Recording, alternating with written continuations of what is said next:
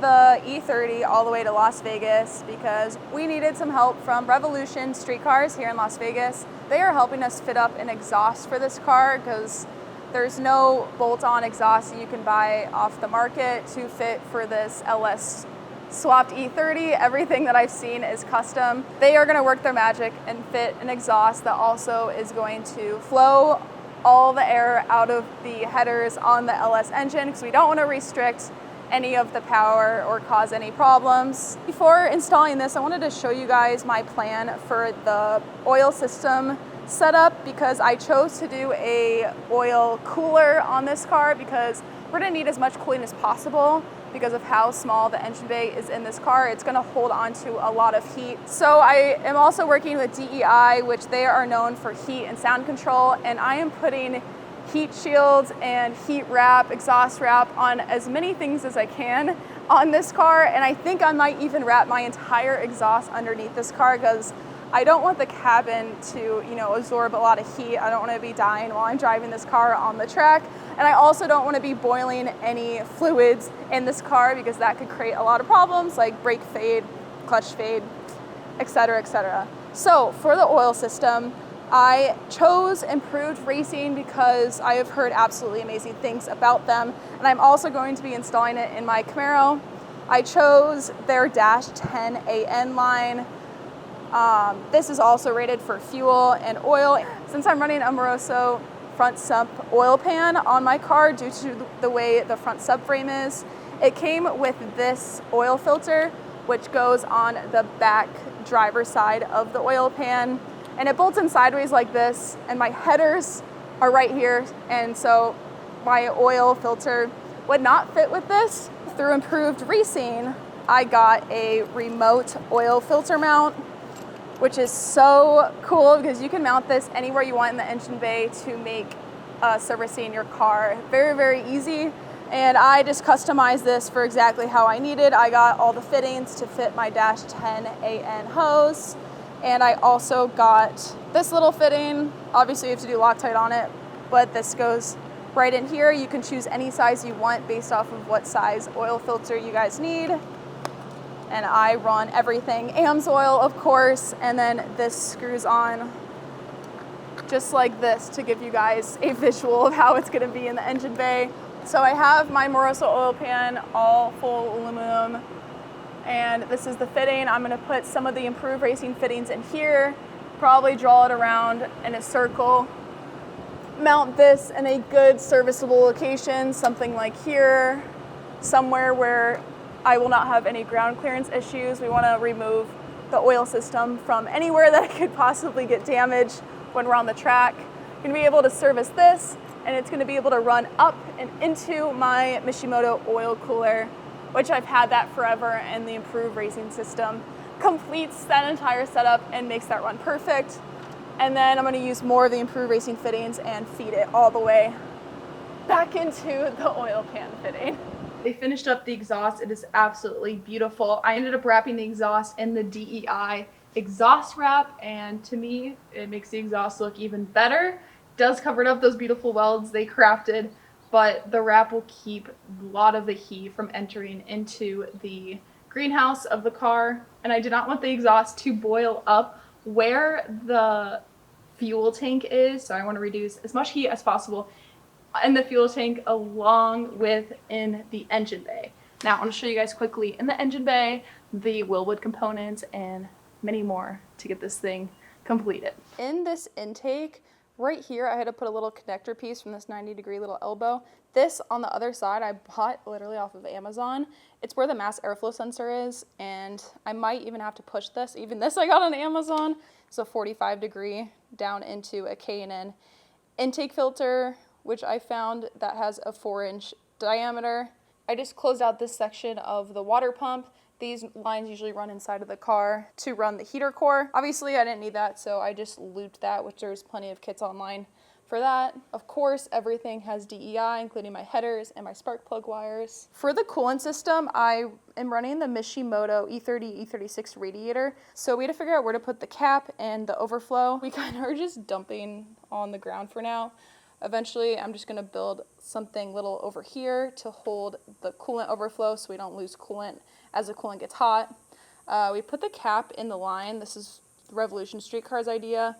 Fill it here because this is the highest point of the coolant. There's only one fan on the radiator for now. It's just a Flexolite 10-inch fan on the inside as a polar system. For my Willwood setup, I'll put the links below for the products I use. We ended up having to make our own brake lines. These brake lines run all the way down across the subframe to that side, so we only had to make custom lines for the fronts.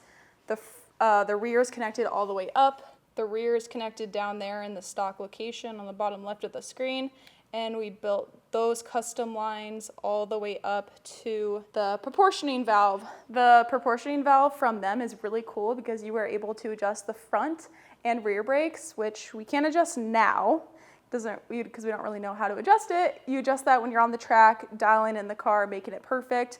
You'll feel what the car does, how it reacts, and you'll be able to tweak it to make it absolutely perfect.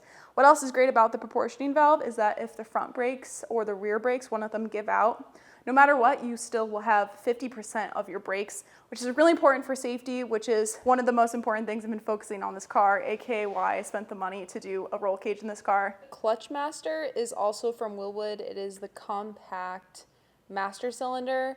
It's often used for e-brakes, like on the inside of the cars, but in this case, I'm using it for my clutch. I'm running the tandem Willwood pedals. Now these feed directly through the firewall into the master cylinders, and the bracket system bolts right up with the Garagistic pedal mounts. So I painted it pink and it mounted right up into that stock location, so I didn't have to make a bracket there. With the gas pedal, Revolution Streetcars made me a custom bracket, so I didn't have to deal with that. But I did make the bracket for the master cylinders on the other side because I refused to pay those outrageous prices that I saw online for like the booster delete kits. They're like $800, and I'm like, I'm gonna build one myself, which I did, and it worked out because my firewall was cut up pretty bad anyways. Man, oh man, this engine bay is like all complete now. The Proform GPI Coil Brackets look absolutely beautiful. I've been getting a lot of questions on those. I will put the link down below in the description. You can turn them any which way you want. I turned them because they were having trouble clearing my strut bar. So you can see these are leaning this way, these are leaning this way, just for clearance.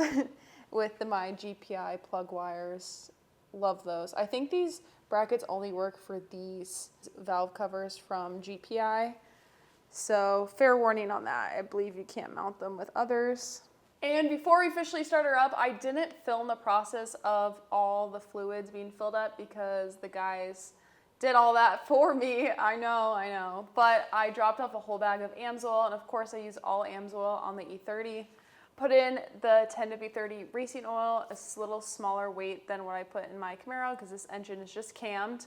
I don't want to go with thicker oil, so that's what I use when my Camaro is cammed. I got severe gear for the differential put in, and then I used the Willwood brake fluid because it's a full Willwood system, so I'm sticking on brands for what they're designed for. Transmission fluid, I went with the Tremec high performance manual transmission fluid. This is my first time running this, but I was recommended this by the engineers at Tremec, so I filled her up with 2 of these. But anyways, I started the car up first at the shop and then the second time around at my house. First time starting up our LS3 swap E30. I'm scared kind of, I don't know why. I'm excited to hear it. All right.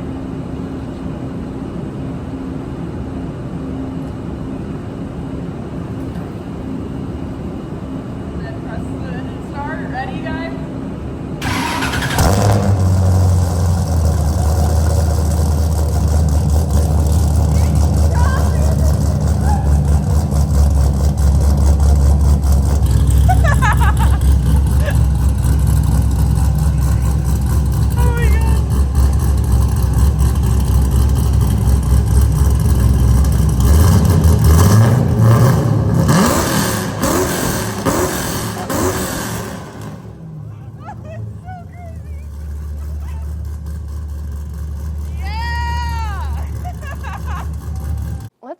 go get her started.